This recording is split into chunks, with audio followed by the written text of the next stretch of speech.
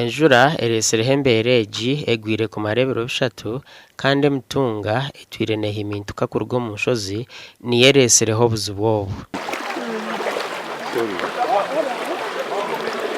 Enguto amashomero hamwe n'amarwariro ogisereho n'amaju g'abantu byo nabisigiro mu mbera mbi. And by the fact that the flood is here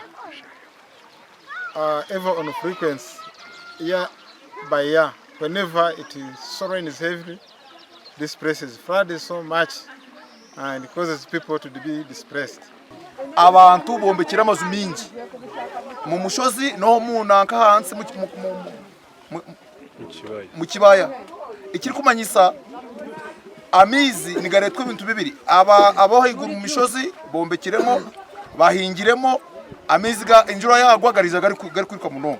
Turagenda amatungo garapfa, iby'ubushubuzi za business zimwe nazo zose zimwe zararidutse.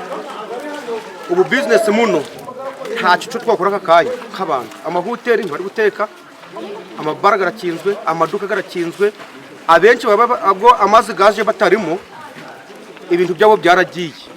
Haji Shafik Sekandi or RDC wa Kisoro district yashaba abaturo kwinge mito myanye jwire busha okwenda kurwanisa embereji ombero byo misho. Nebenda enkuba amazi mugakubye engudo zonna zafudde kubanga ettaka lyavudde wagunda amayinja esiba amakubo toyinza kuyitawo okutuuka ku mirambo ekyo twatambudde kilomita 13-15 nga tulinnya ensozi.